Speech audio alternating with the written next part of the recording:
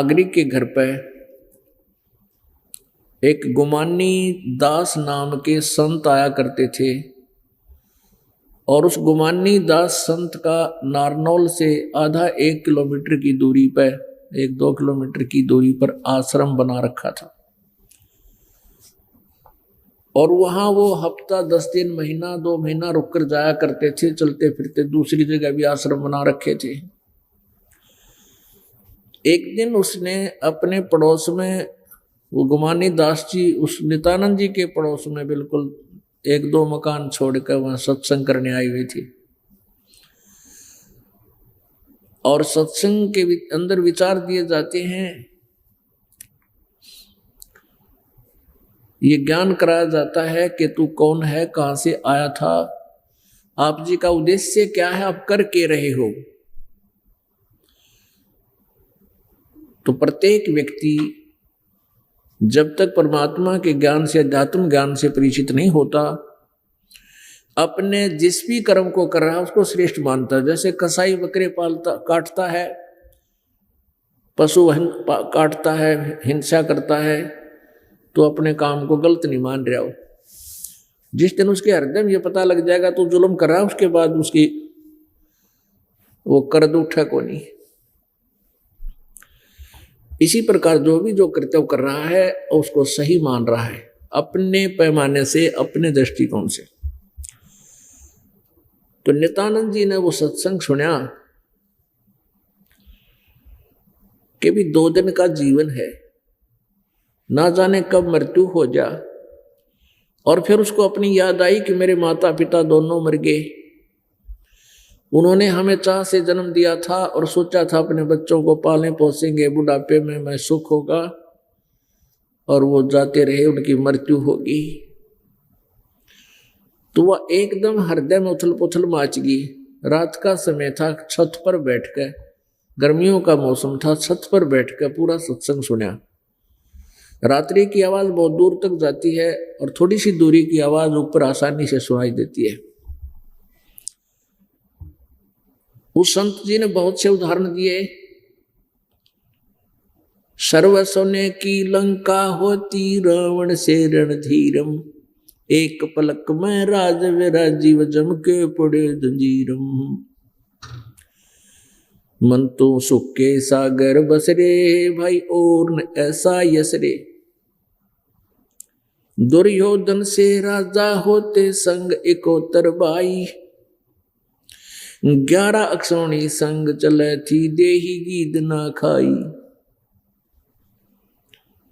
1 लख पूत 1.25 लख नाती, उस रावण कै दीवान बाती। क्या मांगो कुछ थिर न रहाई, देखत नैन चला जाई। अब इस तरह की जो व्याख्या उसने सुनी, कलेजा हिल गया। वो पुण्यात्मा थी। पुण्यात्माओं, सत्संग का असर, सत्संग के वचन उन्हीं पुण्यात्माओं पर शीघ्र असर करते हैं जो पूर्व जन्म से भक्ति करते हुए आ रहे हैं और पूर्व जन्म में भी वो मानव ही थे।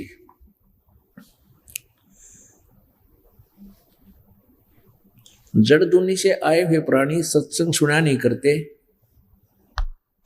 और उसमें 100 प्रकार के दोष निकालते हैं और अपने कर्तव्य को, जो सारा दिन गोपोड़ मारे, ताश खेलें, सारा शराब पिए, होके पाड़े और केवल राजनीतिक या इधर उधर की गप्पे मारे, और वो भी संतों को बुरा बताते हैं, कहते हैं वो तो काम को ना उनने, वो तो ठाली हैं, यानी निकम्मे हैं, धक्के खाते अंडे हैं, सत्संग मजा जाते हैं और स्वयं शराब पीते हैं, घर में ना जाने कितना नुकसान करते हैं, सारा दिन गप्पे मारे, सारे पाप कमावे। वो भी संतों भक्तों को बुरा बताया करते हैं क्योंकि वो पशु जूनी से आए हुए प्राणी हैं। उनको भगवान की चर्चा अच्छी लग ही नहीं सकती।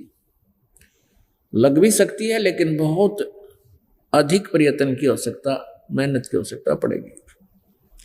असंभव नहीं है, लेकिन एक आम साधारण मनुष्य की तरह, यानी अच्छी आत्माओं की तरह उससे घर नहीं कैच कर सकते, उनमें इतना अंदर जगह नहीं होती। और कहते हैं जो पुण्य आत्मा होती है, एक के चोट सिधारिया जिन मिलन दाचा, एक के शब्द की यानी वचन की एक ही झटके में सुधर जाते हैं, अपना क्रियाक्रम पलट लेते हैं, जिनको परमात्मा पाने की इच्छा होती है।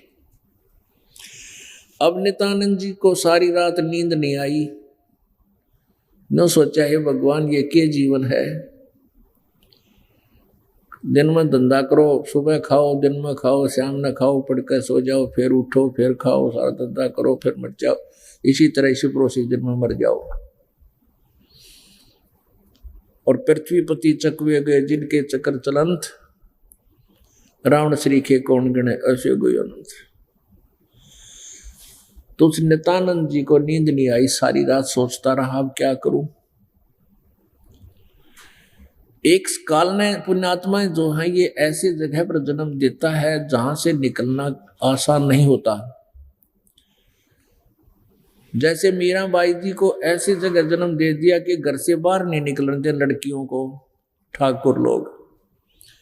लेकिन भक्ति की शक्ति, वो उमंग आत्मा में, उसको कोई रोक नहीं सकता। फिर भी उसने सब जंजीरों को तोड़ा, मर्यादा को तोड़ा, परमात्मा को चाहा, वो सफल हुई। अब नित्यानंद जी ब्राह्मण कुल में जन्म, और फिर ये सोचा कि मैं तहसीलदार, दूसरा और अहंकार, तहसीलदार बहुत बड़ा साहब होता है, उस समय तो विघ्न था। और ब्राह्मण, और फिर एक सोची कि संत से मैं नाम लूं, इसे उपदेश लूं, अपना कोई मार्ग पूछूं। फिर सोचा कि मैं अगर यहां जाऊंगा सत्संग के अंदर इनके घर पे तो मेरा बेइज्जती हो जाएगी। उसको ये पता करा उसने कि ये संत कहाँ रहता है, अपने नौकरों से पूछा, उन्होंने पता करके आए। पता चला कि ये यहीं 1-2 किलोमीटर की दूरी पर आश्रम बना हुआ है और यहाँ संत रहते हैं। नित्यानंद जी ने सोचा कि सुबह सुबह जाऊंगा बखत से और इस महाराज जी के पास दीक्षा लेकर आऊंगा, अपना कल्याण करा लूंगा। तब तक नगर का कोई व्यक्ति वहां गया नहीं होगा, कोई मुझे देख नहीं सकेगा, मेरा मजाक ना उड़ाओगा, ब्राह्मण होकर और गुरु बनावे, क्योंकि ब्राह्मण तो अपने आप को जगत गुरु मानते थे। ऐसा ही किया, सुबह उठा, नहा धोकर घोड़ा दिया, घोड़े पर सवार होकर चला। वो जा रहा था और वो महाराज जी गुमानी दास जी अपना सैर सपट्टे को अपने आश्रम से निकले थे, सैर सपट्टा करने को, क्योंकि सुबह सुबह फ्रेश मूड में थे, फ्रेश होने जा रहे थे। सिर पे जो रात्रि में सिर पे कोई कपड़ा बांध रखा था उसने, और सुबह जब घूम रहे थे वो कपड़ा उतार दिया था और उसने कचकोला कढ़ा रखा था, यानी उस तरह फिरा रखा था गुमानी दास जी ने। अब नित्यानंद जी ने देखा कि सामने से ये व्यक्ति आ रहा है और ये ब्राह्मण जो है, ब्राह्मण ये सोन को सोन गणा मान्या करे। अब उसने सोचा भाई यूं तो आज मैं जाऊं था अपने आत्मा का कल्याण कराने, यू मन उस सुबह सुबह किता आ गया, उस तरह फिर आके मेरे आगे। अब आप पे सोचा कि नाम तो आज लेकर आऊंगा, इतनी प्रेरणा थी अंदर। फिर सोचा कि इस नो का आकर उस सोन कसोण को या निष्क्रिय करने का कोई तरीका ढूंढ लिया। घोड़े के पास घोड़ा निकट आकर रुका, वो नो आ रहा था वो गुमानी दास, और पहचाना नहीं था नित्यानंद। घोड़ा साथ में रोक दिया और वो महात्मा जब साथ का निकलन लग गया, उसके सिर में ऐसे टोले मारे no, cut cut cut no. बोला मनुष्य किता मेरा सुबह सुबह, तो मैं तब नाम लेने जाऊं था, मैं तो अपना कल शुभ काम के लिए जाऊं था, तो सुबह सुबह कित मर गया गए, सिर में नो मारे तो ये कट्टा कट, और नो कह आगे चल पड़ा। अब गुमानी दास जी ने देखा भाई आदमी दिखा यो सभ्य सा, अरे यो के करे इसने मेरी गेला। फिर सोचा कि माथा मारा इसे करा कितने मिल रहे हैं, 100 तरह के संतों ने तो अच्छे बुरे सब तरह के व्यक्ति टकराया करें।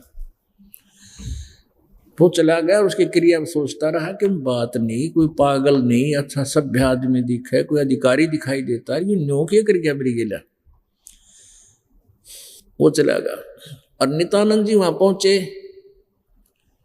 आश्रम में एक वृक्ष थे, उसका घोड़ा बांध दिया, आगे पहुंचा। आसन लगा हुआ था महाराज जी जहां आकर बैठते थे, कुछ और नीचे दरी वरी बिछा रखी थी जहां सेवक बैठा करते हैं। आश्रम में 2-4 भक्त रहते थे। वो आए, कहा आओ जी, कहाँ से आए, कौन हो? उसने अपना परिचय बताया, किस उद्देश्य से आए हो, कारण बताया। मैं उपदेश लेने आया हूं, आज रात्रि में मैंने सत्संग सुना था और मुझसे डटा नहीं गया। तो बड़े खुश हुए भगत, बड़े खुश हुए, सेवादार कहने के बैठ जाओ भगत, गुरुजी अभी स्नान करने गए हैं, अभी आ जाते हैं। वो बैठ गया और महात्मा जी सैर सपट्टा करके आकर नहा धो के वो वहां आसन पा के बैठना ही था उन्होंने तय। नो तो वो नित्यानंद जी बैठा और महाराज जी आकर बैठ गए सामने कति 3 फुट की दूरी पे। जब नित्यानंद जी ने देखे तो वो आदमी है भाई जिसका मन ने रास्ते में छेड़छाड़ करी थी और अंदर में बड़ा दुखी हो गया कि मैं बड़ी गलती करी बनता है। ये तो महाराज जी थे, अपने आप को कोस रहा, नीची गर्दन कर ली नो। अब देखा कोई नहीं के बोल रहा के कहो है। अब जाएंगे गुमानी दास जी आदमी तो वो है, वे रास्ते में छेड़छाड़ करे था और ये घोड़ा बंध रहा। सेवकों ने बता दिया था जी एक बहुत अच्छा आदमी है, नाम लेना आ रहा है, नगर का अच्छा अधिकारी बताओ है। महात्मा जी बड़े प्रसन्न हुए, भी अच्छी बात है, अच्छे आदमी भी नाम लेते अच्छा है। तो निकट आके जानेंगे कि तो ये है खरा, दो रास्ते में छेड़छाड़ करे था। 5-4 भक्त बैठे थे, नित्यानंद जी सामने बैठे थे। नंदलाल नाम था इनका पहले, नित्यानंद बाद में चेंज किया गया। तो महाराज जी ने सोचा शर्मा गया आदमी, ये बच्चा शर्मा गया, शर्म महसूस कर रहा है, लज्जा कर रहा है। कहने लगा भाई बच्चों, उस नित्यानंद जी से कहने लगा बेटा हम एक 2 अन्य का, पहले अन्य होया करते और 16 अन्य का 1 रुपया होया करता। कहने लगे हम 2 अन्य का गढ़ा लेने जाते कुमार के और उस गढ़े को नु बजा के देखा करें ये किते तो लूजता नहीं से। और बेटा शर्मावे ना, आपने गुरुजी बजा के देख लिए, जिंदगी का सौदा करना आया था तो अब गुरु को बजा के देख लिया बेटा, कोई बात ना, काली दुख ना माने, लज्जा मत कर। पैर पकड़ लिए नित्यानंद ने, उस तहसीलदार जी ने बोले महाराज माफ कर दो, हमारे अंदर ये निरा कबाड़ भर रखा है सोन को सोना का। हम जिस समाज में रह रहे हैं वो वहां पर ये इंजेक्शन लगे और मैंने न सोचा था मैं आज नाम लेने जा रहा हूं, अपने जीवन का सौदा करने जा रहा हूं, कल्याणार्थ जा रहा हूं और आगे तो ये मुंड मुंडा का आ गया मेरी जो ना अपशकुन हो गए। और आप मन मैंने सोच लिया 2 टोले मार दूंगा, आप सकून खत्म हो जाएंगे, तो इसलिए मैंने 2 टोले मार दिए आपके, मुझे माफ कर दो। ने बोला बेटा कर दिया माफ, जब तू समर्पित होकर आ गया तो माफ हो गया। संत तो दुश्मन ने भी माफ कराया करे, आप तो उद्देश्य अच्छा लेकर आए हुए थे। अब ज्यादा ना कहें, कुछ दिनों के बाद क्या हुआ कि उसकी पत्नी की मृत्यु होगी। भक्ति वो कर रहा था, ज्यादा लगाव अपने गुरुदेव में हो गया था, अधिकतर सत्संग में ही आ जाता था, अपनी ड्यूटी सेवा करके वहीं पहुंच जाता था। कुछ दिनों के बाद उसकी पत्नी की अचानक मृत्यु होगी, रिजाइन कर दिया नौकरी से। क्या के सांग है भाइयों, 1 मिनट में ना बेरा के बिजली पड़ जा, पीछा छुटवाएंगे यहां से। गुमानी दास जी से कहा कि गुरुदेव मैं अब ना नौकरी करूं ना घर पर रहूं, आपके साथ रहूंगा।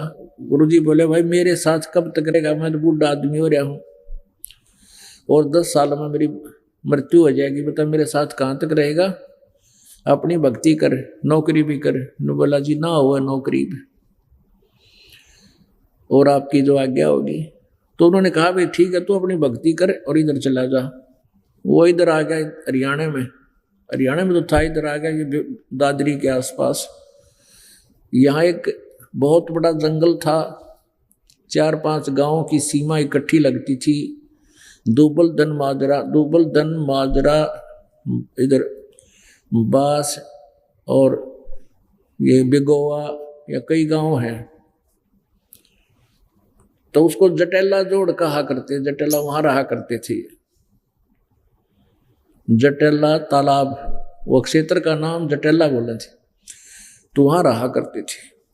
तो उसके बाद उन्होंने क्या कहा, तो ये शब्द बोले, ब्राह्मण कुल में जन्म था, मैं करता बहुत मरोड़े, गुरु गुमानी दास ने दिया को बद गढ़ तोड़े। कहते ब्राह्मण कुल में जन्म था, रांडी पा क्या हांडू था, बहुत गर्व किया करता था, अभिमानी था, मैं अभिमान किया करता था कि हम सबसे ऊंचे कुल में जन्म है। और दूसरे फिर तहसीलदार, दूसरा ये और बेगन अधिकारी होकर, और घनाडी पाक जहाद में थोड़ा सा ठीक सी पोस्ट हो जाए तो भगवान से कोसों दूर हो जाता है। अब क्या बताते हैं, ब्राह्मण कुल में जन्म था और करता बहुत मरोड़, गुरु गुमानी दास ने दिया कुबद गढ़ तोड़े। वो कुबद का गढ़, वो किला हमारा समाप्त कर दिया, ऐसा ज्ञान दिया निर्मल, अभिमान नहीं रहा। तो पुण्यात्मा, जब से ये आत्मा परमात्मा से विमुख हुई है, उसी दिन से उसकी खोज में लग चुकी है। असंख्यों युग हो गए, असंख्यों जन्म हो लिए, उस परमात्मा तक पहुंच नहीं पाई है। और जब तक ये आत्मा परमात्मा से मिल नहीं लेगी, वहां पहुंच नहीं जाएगी सतलोक में, तब तक न तो ये सुखी हो सकती और न ही इसकी भक्ति की इच्छा समाप्त हो सकती। इसलिए ऐसी ऐसी पुण्यात्मा भी इन नकली गुरुओं के जाल में फंस कर यहीं रह गई। इतनी सैक्रिफाइस, इतनी सच्ची लगन होते हुए भी नित्यानंद जी केवल स्वर्ग तक पहुंच पाए, क्योंकि इनको पासपोर्ट बनाने वाले ही स्वर्ग तक के थे। और नित्यानंद जी उसी साधना को सही मानकर, और जो गुरुजी ने रास्ता बताया, जो साधना बताई, उसी से सुख सागर प्राप्ति मानकर, बेगमपुर, जहां कोई दुख ना हो, बेगम, बिना गम का, बिना दुख का स्थान। अब वो बेगमपुर है तो सतलोक, और नित्यानंद जी जान रहे थे कि स्वर्ग ही बेगमपुर है, क्योंकि वैष्णु साधु से उपदेश था, विष्णु जी का उनका इष्ट था। तो विष्णु जी की साधना करने वाला विष्णु लोक को ही जाएगा, पूर्ण मोक्ष नहीं होगा।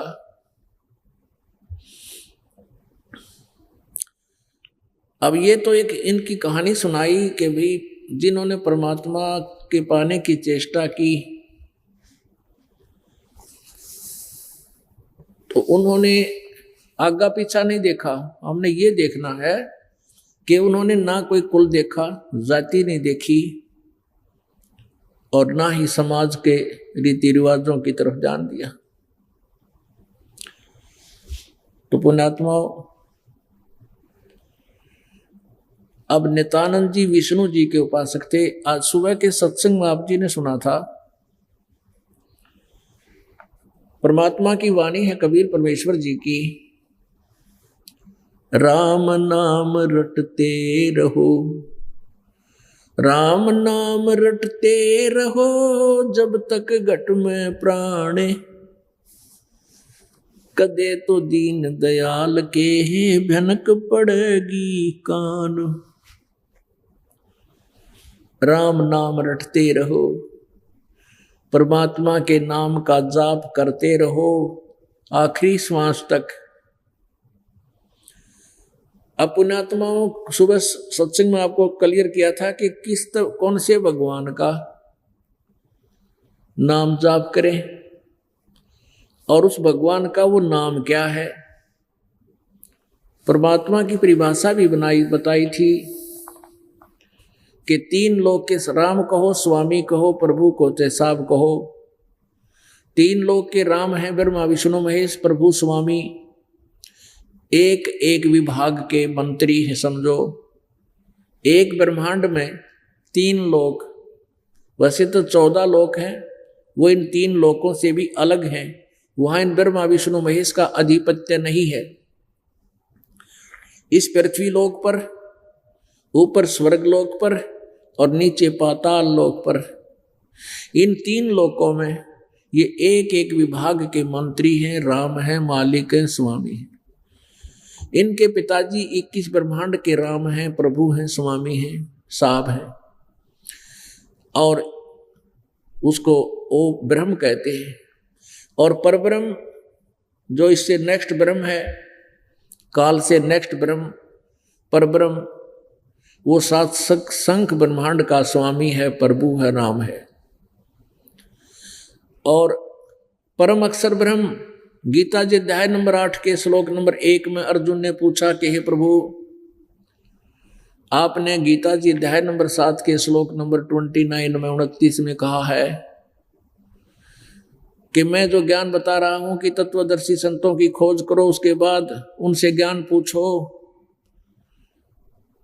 तो जिनको उस आधार से तत्वदर्शी संत मिलने के उपरांत जिनको ये ज्ञान हो गया उस तत्ब्रह्म के बारे में, तत्ब्रह्म और अखिल यानी सारे अध्यात्म ज्ञान के बारे में, सभी कर्मों के से वो परिचित हो गया, उसके पश्चात वो व्यक्ति, वो साधक केवल जरा और मरण से छूटने का ही प्रयत्न करता है। जरा मीन बुढ़ापा, मरण माने मृत्यु। इस जीव को सबसे बड़ा कष्ट बुढ़ापा होता है और दूसरी मृत्यु। पुण्यात्माओं, कितना ही वृद्ध आदमी हो जा, जिसको ज्ञान नहीं, वो मृत्यु नहीं चाहता। कितना दुखी हो, जो दोनों टांग कट रही हो फिर भी जीवन चाहे, दोनों हाथ भी कट रहा हो, कितना ही दुखी हो फिर भी ये सोचता है मेरा जीवन बना रहे, किसी प्रकार मैं जिंदा रहूं। ऐसा क्यों? और ये मालूम है कि मृत्यु निश्चित है, ये भी नहीं पता कब मृत्यु हो जावे, फिर भी हम मरना नहीं चाहते। नहीं, हम डेली देखते हैं भाई, एक परिवार के जैसे आते हैं समाचार पत्रों में, एक एक्सीडेंट में 14 मर गए और 7 तो एक का परिवार के मर गए, उस परिवार में रह गया कि फिर। लेकिन हम फिर भी नहीं चाहते कि हम भी मरे। और ये मालूम कि डेफिनेट मरना कति मन में नहीं रुकनू, अति बेसिक मर जावा डर रहता है। क्यों है? क्योंकि हम ऐसे लोग से आए हुए हैं जहां मृत्यु नहीं होती थी। अब मरना हमें अच्छा सा नहीं लगता। तो इस प्रकार ब्रह्म ने यह बताया कि उस अर्जुन को कि जब मैं जो ज्ञान बता रहा हूं इस पर आश्रित होकर तत्वदर्शी संत से जो ज्ञान सुन लेगा उसको फिर तत्ब्रह्म का पता लग जाएगा। गीता जी अध्याय नंबर 18 के श्लोक नंबर 62 में कहा कि अर्जुन तू सर्वभाव से उस परमेश्वर की शरण में जा जिसकी कृपा से तू परम शांति और शाश्वतम स्थानम यानी सनातन परम धाम को प्राप्त होगा। उस परमेश्वर की शरण में जा जो गीता ज्ञान दाता से कोई अन्य है। तो यहां बताया कि उस तत्ब्रह्म, उस परमेश्वर के बारे में जानकर सारे कर्मों से परिचित हो जाने से फिर पूरे अध्यात्म ज्ञान से जो परिचित हो जाता है वो केवल इस बुढ़ापे वाले दुख से और मृत्यु से छूटने का प्रयत्न करता है। तो सतलोक के अंदर ये दोनों नहीं, वहां सदा युवा शरीर मनुष्य प्राणी रहता है और मृत्यु कभी नहीं होती। ये दुख वहां दूर होगा। तो यहां गीता ज्ञान दाता ने 8वें अध्याय के प्रथम श्लोक में पूछा कि किम तत्ब्रह्म, किम अध्यात्म, किम कर्म पुरुषोत्तम, कि वो तत्ब्रह्म कौन है, फिर क्या है वो तत्ब्रह्म जिसके बारे में आप कह रहे हो। उसको समझने के बाद, उसको जानने के उपरांत फिर केवल यहाँ की किसी वस्तु की डिमांड नहीं करता प्राणी, केवल जरा और मृत्यु से छूटने का ही प्रयत्न करता है। 8वें अध्याय के तीसरे श्लोक में उत्तर दिया गीता ज्ञानदाता ने कि वो परम अक्षर ब्रह्म है। तो ये तीसरे नंबर का जो परम अक्षर ब्रह्म है, एक सर्वब्रह्म, सर्वब्रह्म है, ये ज्योति निरंजन काल ब्रह्मा विष्णु महेश का पिता, ये केवल 21 ब्रह्मांड का स्वामी है। और परब्रह्म यानी अक्षर पुरुष, अक्षर ब्रह्म, ये 7 शंख ब्रह्मांड का स्वामी है। और परम अक्षर ब्रह्म और ऑल कंट्रोलर है।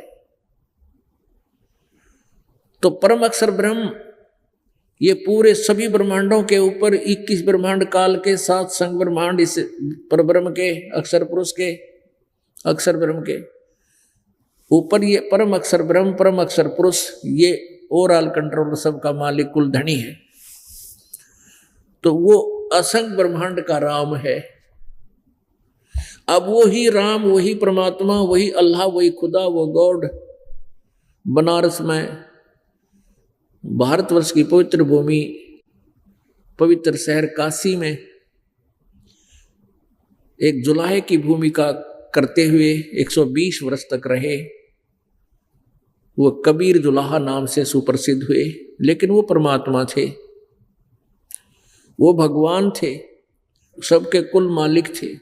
लेकिन हम इस अज्ञान के कारण और नकली संतों के द्वारा भ्रमित की हो जाने के कारण अपने उस मालिक को हम पहचान नहीं सके। उस परमेश्वर ने उस समय आकर के वो लीलाएं की थी जो हमारे सदग्रंथ बताते हैं कि वो परमात्मा ऐसी लीलाएं किया करता है। और उनकी लीलाएं आज सब सदग्रंथों से मिलती है।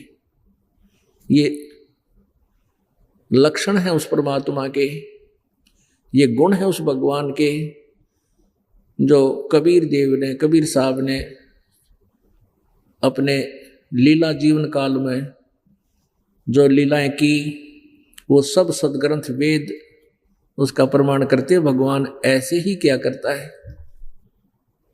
अब हमने उस परमात्मा की भक्ति करनी है। वो कौन है वो परमात्मा, कैसा है वो परमात्मा, और उसके पाने की विधि कौन सी है। राम नाम रटते रहो। एक तो राम है ब्रह्मा, विष्णु शिव जी, ब्रह्मा विष्णु शिव जी, ये भी भगवान है, सब स्वामी हैं। इनका जो जाप जपोगे तो इन्हीं के लोक में जाओगे, मोक्ष नहीं हो सकता।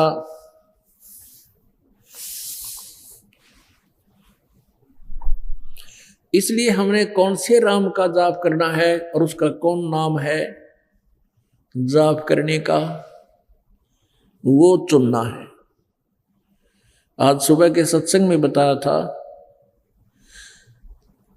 गीता जी अध्याय नंबर 8 के श्लोक नंबर 13 में गीता ज्ञानदाता ने कहा है, ओम इति एकाक्षरम ब्रह्म व्यवहारन माम अनुसमरण ये पर्याति तजन देहम स याति परमाम गतिम। कहता है मुझ ब्रह्म का केवल ओम यह एक अक्षर है, सिमरण उच्चारण करके सिमरण करने का, और जो अंतिम श्वास तक यह पर्याति तजन देहम यानी शरीर छोड़ने तक, आखिरी श्वास तक जो इसका सेवन करता हुआ शरीर छोड़कर जाता है, सयाति परमाम गतिम, वो मेरे वाली गति को ओम नाम के जाप से, ब्रह्म की साधना से जो गति होती है उसको प्राप्त होगा।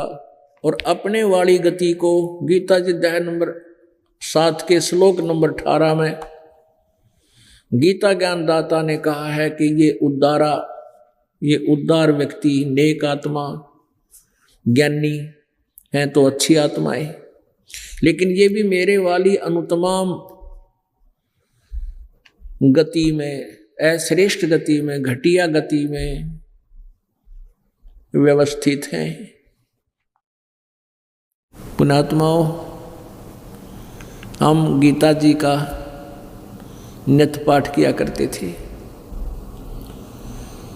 नित्य पाठ किया करते थे, गीता जी की संस्कृत को पढ़ा करते थे। वैसे तो हिंदी भी थी, अनुवाद हिंदी में भी किया हुआ था, लेकिन पाठ के लिए केवल वो संस्कृत वाले ही हम पढ़ा करते थे। और हमारे समझ में कुछ नहीं आता था, फिर भी हम रुचि से पढ़ा करते थे, डेली पढ़ा करते थे, क्योंकि एक ज्ञान यज्ञ होती है जिसको स्वाध्याय बोलते हैं। उस स्वाध्याय का भी बहुत फल होता है। तो जी इसके उद्देश्य से स्वाध्याय करने के लिए हम गीता जी का नित्य पाठ किया करते थे, और गीता जी का नित्य पाठ करने से हम अपना कल्याण मानते थे। अब हमें ज्ञान हुआ कि गीता जी का नित्य पाठ करने से कल्याण नहीं होगा। धार्मिक ग्रंथों को, जो सदग्रंथ हैं, उनको पठन पाठन का लाभ तो होता है, लेकिन उससे कल्याण यानी मोक्ष नहीं होता। उस सदग्रंथों में क्या लिखा हुआ है, उसमें क्या संदेश है भगवान का, परमात्मा का, लेखक का, उसके अनुसार अपना आचरण, अपनी क्रियाएं सुचारू करने से कल्याण होगा। उसके पढ़ने मात्र से ही तो केवल पढ़ते रहने से ज्ञान मोक्ष नहीं होगा। तो हम उसको डेली पढ़ा करते थे, और कुछ समझ में नहीं आवा था, रोज रुचि से पढ़ते थे, आनंद सा महसूस करते थे, क्योंकि हमारे अंतःकरण में भगवान की चाह घनी थी। तो पुण्यात्मा, आज वही श्रीमद् भगवत गीता जी आपके समक्ष है, और ये दास उसका ट्रांसलेशन आपके समक्ष ही करके सुना रहा है। अब वो सदग्रंथ हमें क्या संदेश दे रहा है, और हम पहले साधना किया क्या करते, तो इसलिए आप जी को ये गीता जी का संदेश है, रह रह कर आपके समक्ष किया जाएगा, जिससे आप जी को विश्वास होगा, और वो जो गीता जी के रोज पढ़ने का जो लाभ था वो तो आपको होगा ही होगा, क्योंकि ये ज्ञान यज्ञ होगा। पुण्यात्माओं, ये तत्व ज्ञान है, और अभी तक हमने ये तत्व ज्ञान प्राप्त नहीं हुआ था। हम अपनी जो क्रियाएं थी उन्हीं को सत्य मानते थे। किसी ने तो रट्टा ला रखा है, हवन यज्ञ, हवन कर लो बेड़ा पार हो जाएगा। एक गायत्री मंत्र, वैसे तो वो एक श्लोक है, एक मंत्र है, यजुर्वेद अध्याय नंबर 36 का मंत्र नंबर 3 है, और इन अनाड़ियों ने परमात्मा के द्वारा बनाए गए उस अनमोल वचन को बिगाड़ दिया। आगे ओम नाम लाके, ओम लगा के। परमात्मा कोई बालक नहीं, अनजान नहीं। जैसे किसी मोटर कार बनाने वाली एजेंसी ने, फैक्ट्री ने, कंपनी ने मोटर कार या इसका पिस्टन बना रखा है मोटरसाइकिल का या कार का, और कोई उसमें चतुरता करता है, उसके एक नट वेल्ड करके न्यू का अब ये ज्यादा एफिशिएंट हो गया है, उस नालायक ने तो बिगाड़ दिया, उसका फंक्शन खत्म कर दिया। कंपनी ने, कोई अनजान नहीं जो इतना कुछ अपना सामान जोड़े बैठी है, वो बालक थोड़े ही है। तो इसी प्रकार जो परमात्मा ने अपने वचन बोले हैं, दिए थे इस काल ने, आगे बोले हैं, उन वचनों को बिगाड़ करके अपनी चतुरता दिखा के नालायकों ने उस यजुर्वेद अध्याय नंबर 36 मंत्र नंबर 3 को बिगाड़ के गायत्री नाम लिख दिया। और इस दास से पहले किसी को ये नहीं मालूम था ये गायत्री मंत्र है कि सांग से घोटा घोटा करते ये ऋषि मैं ऋषि भी। इस दास के ऊपर कृपा की परमेश्वर ने, अपना खजाना खोल दिया। दास का मोतियाबिंद, अज्ञान रूपी जो मोतियाबिंद, उसका ऑपरेशन कर दिया प्रभु ने। तो इस गायत्री मंत्र के आगे ओम नाम लाके ओम भूर्भुवः स्वः नो जाप करा करते थे नहीं, और कहते थे इससे मोक्ष होगा, हवन यज्ञ कर लो। पुण्यात्माओं, पहले तो हम ये देखें कि एक किसी मंत्र का बार बार जो आवर्ती करने से, रिपीटेशन करने से क्या लाभ होगा। जैसे बिजली के गुणों में लिखा है कि बिजली पंखा चलाती है, बिजली कूलर चलाती है, बिजली पानी निकाल देती है जमीन से, मोटर ट्यूबवेल चलाती है, आटा पीस देती है, पशुओं का चारा काट देती है, और बड़े बड़े फैक्ट्रियां चलाती है। ठीक है, इसको चाहे संस्कृत में लिख लो, चाहे हिंदी में या अंग्रेजी में, ये गुण है बिजली के, इलेक्ट्रिसिटी के। और इनको डेली पर ढेंजा बिजली पंखा चलाती है, कूलर चलाती है, दूध बिलो देती है, दूध रिड़क देती है, भाई आटा पीस देती है, ऐसे ऐसे।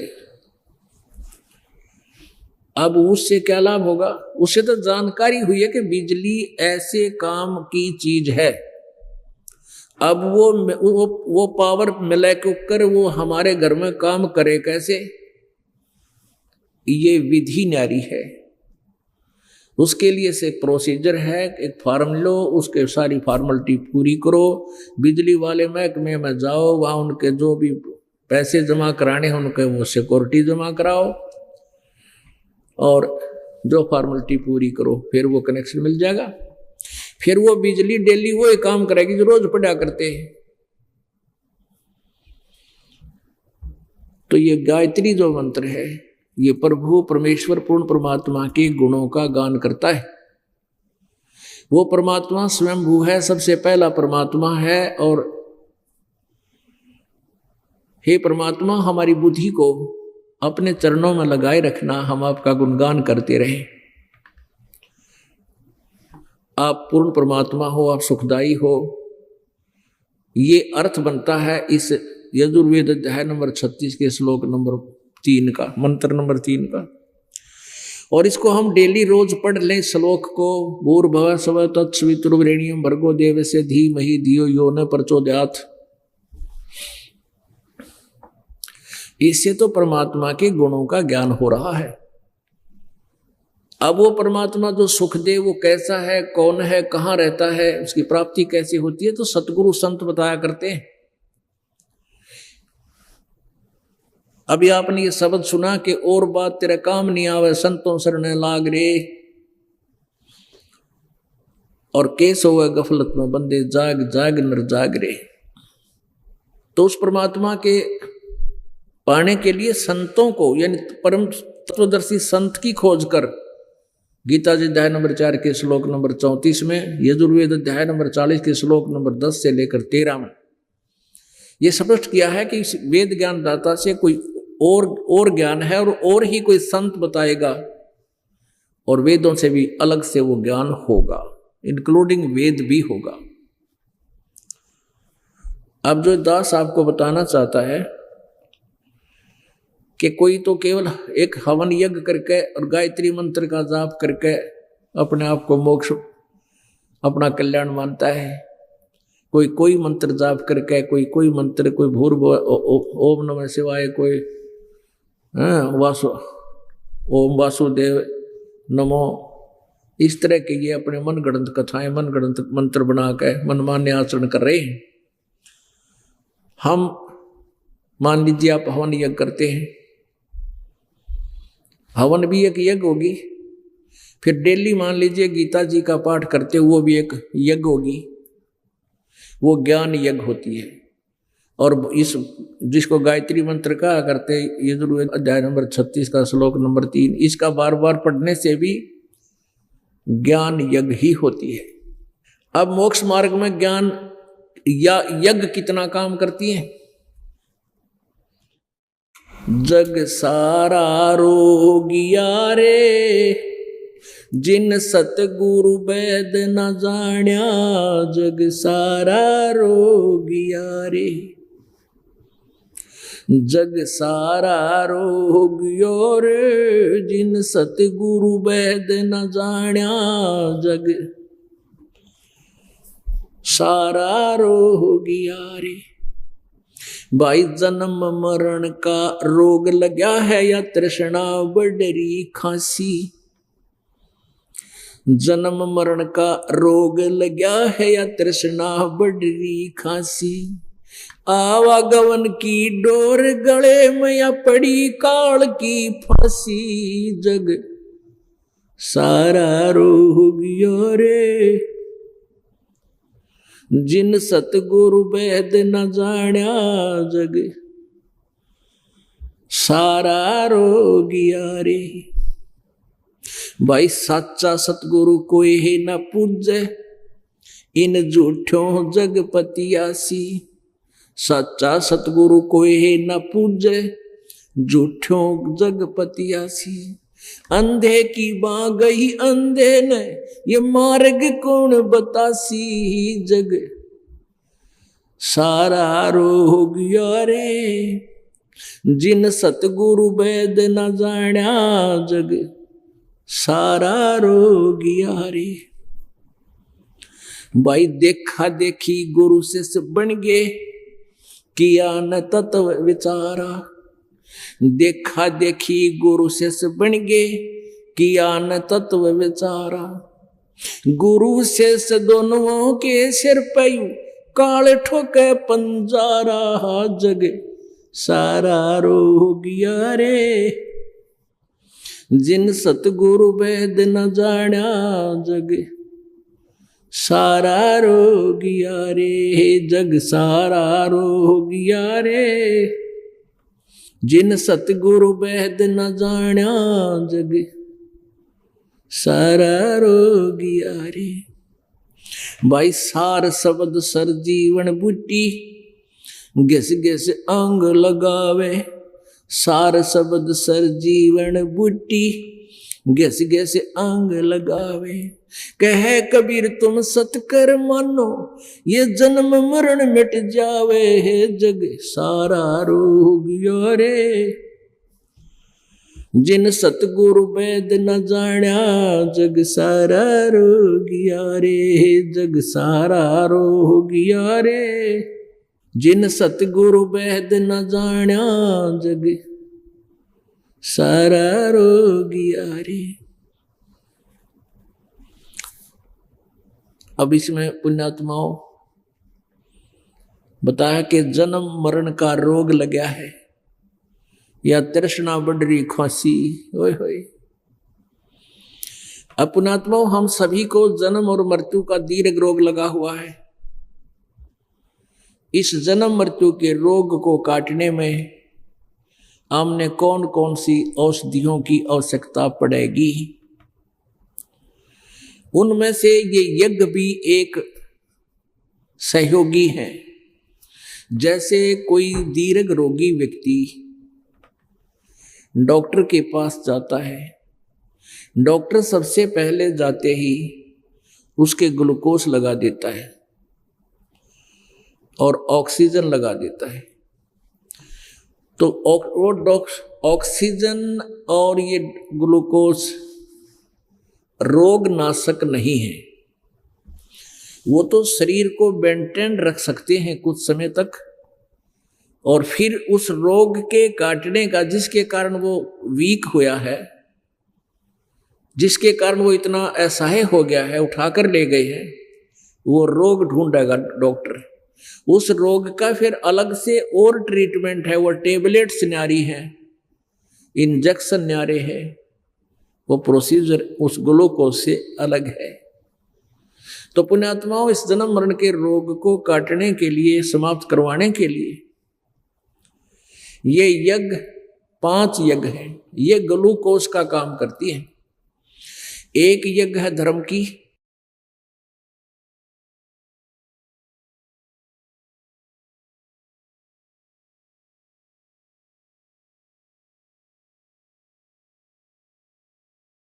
और दूसरी यज्ञ है ध्यान यानी मेडिटेशन जिसको कहते हैं। और तीसरी यज्ञ हवन की, और चौथी यज्ञ परिणाम।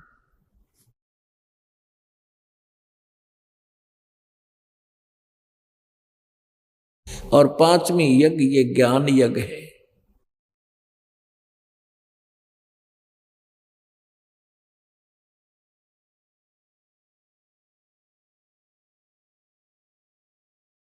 इन पांचों की भी अति आवश्यकता है, क्योंकि हम चौथे युग में आ लिए, आखिरी स्टेज आएगी हमारी इस जीव की, इस रोग की। पहले थोड़े बहुत सतयुग में इतने दुखी नहीं थे प्राणी, पुण्य थे ज्यादा। त्रेता में भी कुछ क्षीण हुए, पुण्य का क्षीण हुए, पाप बढ़ गए। फिर द्वापर में, अब त्रेता कलयुग में आके तो भट्ठा बैठ गया हमारा कत्ती। हम बहुत ज्यादा तंग हो गए। हम वैसे नजर आते हैं आप जी ने ये सब कार कोठिया में सैर सपट्टे करते, किसी के चैन नहीं दिन रात, किसी को भी इतनी भी चैन नहीं है, चाहे कोई राष्ट्रपति बना हुआ है, कोई शारीरिक कष्ट या मानसिक परेशानी, कोई घर में परिवार में कोई दुख है, या राजकाज में कोई अधिकारी अन्य कोई पता नहीं किस प्रकार का कोई सेध रहा, दुखी कर रहा है। तो कहने का भाव यह है कि अब ये पांचों यज्ञ यानी ये ग्लूकोज अवश्य लानी होंगी। और जब तक हॉस्पिटल में रहेगा यानी स्वस्थ नहीं होता तब तक ग्लूकोज की जरूरत पड़ेगी। हम इतने कमजोर हो गए, हम इतने कर्महीन हो गए, हम इतने पुण्यों से अक्षीण हो गए। तो ये पांचों यज्ञ आप जी के द्वारा यहां करवाई जाती है। आप देख रहे हो एक यज्ञ है धर्म की, आप जी का जो दान किया हुआ पैसा, ये यहाँ धर्म यज्ञ भंडारा चलता है।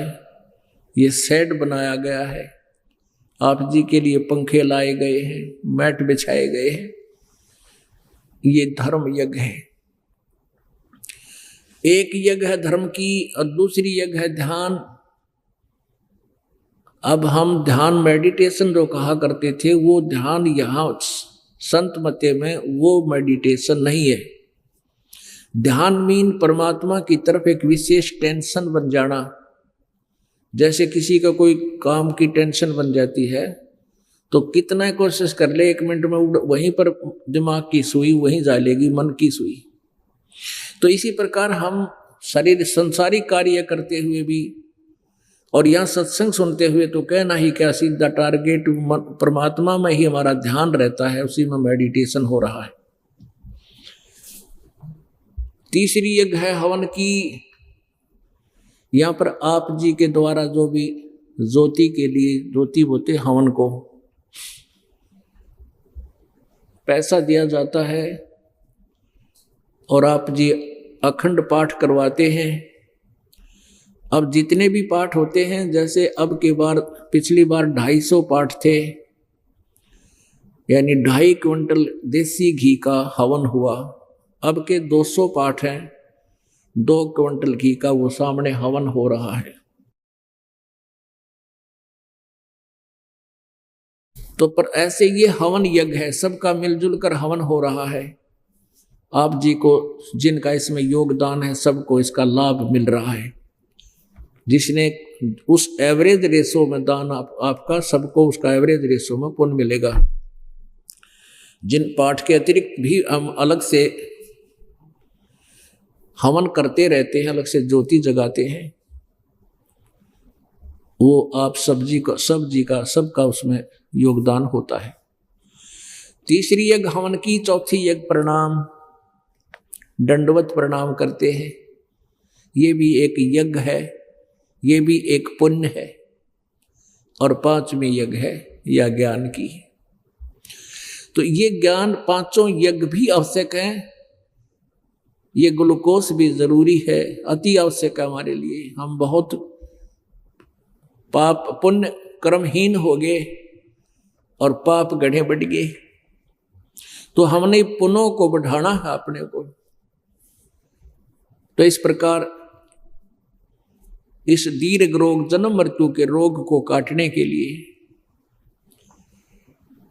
हमने ये सब क्रियाएं करनी पड़ेगी।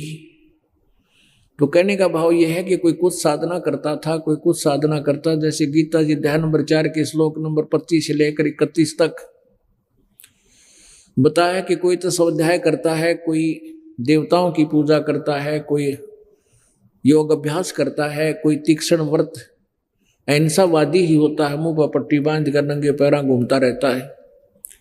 और प्रत्येक व्यक्ति अपनी साधना को पापनाशक जानते हैं, सभी अपनी साधनाओं को मोक्षदायक मानते हैं।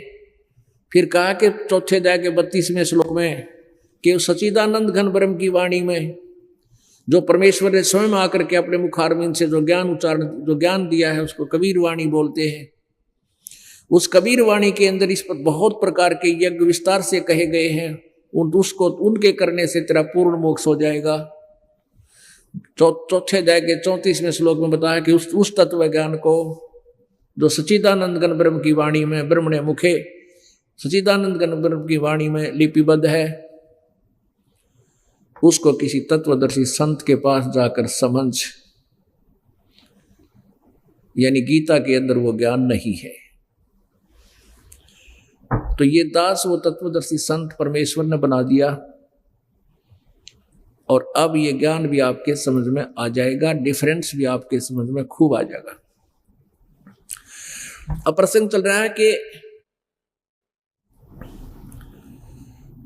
हम गीता जी का नित्य पाठ किया करते थे और हमें यह भी नहीं मालूम था इसमें कह के रखा, फिर भी रुचि से किया करते थे, नागा नहीं करते थे। तो वही गीता जी आज हमें क्या बताना चाहती है, आज हम इसको समझेंगे, समझकर फिर जो गीता जी संदेश दे रही है वो वैसे करेंगे तो कल्याण होगा, अवश्यमेव होगा, डेफिनेटली होगा। क्योंकि ये सदग्रंथ कोई बालकों के लिखे हुए नहीं है, ये किसी नॉवलिस्ट की लिखी हुई नावल नहीं है, ये परमात्मा पूर्ण ब्रह्म के द्वारा दिया गया ज्ञान। लेकिन इस काल ने, इस ब्रह्म ने, इस सर ब्रह्म ने हेरा फेरी कर दी, थोड़ी सी गलती कर दी। परमात्मा ने इसको कंप्लीट नॉलेज दिया था कि ये मेरी आत्माओं को सारा ज्ञान दे देगा, ये फिर समझ कर मेरे पास वापस आ जाएंगी। इसने 4 वेद तो दे दिए जिसमें गोल मोल सा ज्ञान है। 5वां वेद जो परम अक्षर ब्रह्म ने खुद आके देना पड़ा, सच्चिदानंद घन ब्रह्म की वाणी में, जिसने काशी बनारस में आना पड़ा, एक दुल्हे की भूमिका करते हुए तत्वदर्शी संत की भूमिका भी की और अपने मुखारविंद से कबीर वाणी बोली जो आज दास साहब को बता रहा है। आज ये दास आपके सामने सार्वजनिक कर रहा है और सब ग्रंथों से मिला रहे हैं जो 100% सत्य सिद्ध हो रही है। उस सच्चिदानंद घन ब्रह्म की वाणी में वो ज्ञान विस्तार से कहा गया है। तो पुण्यात्माओं, गीता ज्ञानदाता ये भी जन्म मृत्यु के दीर्घ रोग से ग्रस्त है। गीता जी अध्याय नंबर 4 के श्लोक नंबर 5 और 9 में, गीता अध्याय नंबर 2 के श्लोक नंबर 12 में, गीता अध्याय नंबर 10 श्लोक नंबर 2 में ये गीता ज्ञान दाता कहता है कि अर्जुन, तेरे और मेरे बहुत जन्म हो चुके, तू नहीं जानता, मैं जानता हूं। मेरे कर्म दिव्य हैं, अलौकिक है, मेरे जन्म और कर्म अलौकिक है। ये नहीं है कि ये राजा लोग और तू और मैं पहले ना जन्मे थे, तू और मैं और ये सभी सैनिक पहले भी जन्मे थे, आगे भी जन्मते रहेंगे।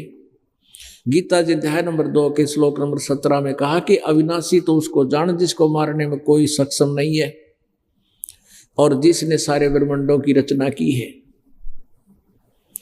गीता जी अध्याय नंबर 15 के श्लोक नंबर 16 और 17 में 3 प्रभुओं की, सरपुरुष, अक्षर पुरुष और परम अक्षर पुरुष, परम अक्षर ब्रह्म, इन तीनों परमात्माओं का भिन्न भिन्न ज्ञान दिया हुआ है। और वही वास्तव में अविनाशी परमात्मा है। 15वें अध्याय के 70वें श्लोक में कहा है कि उत्तम पुरुष है तो अन्य, परमात्मा इति उदाहरते, ये लोक चरम आविश्य विवृत्ति अवैश्वर है।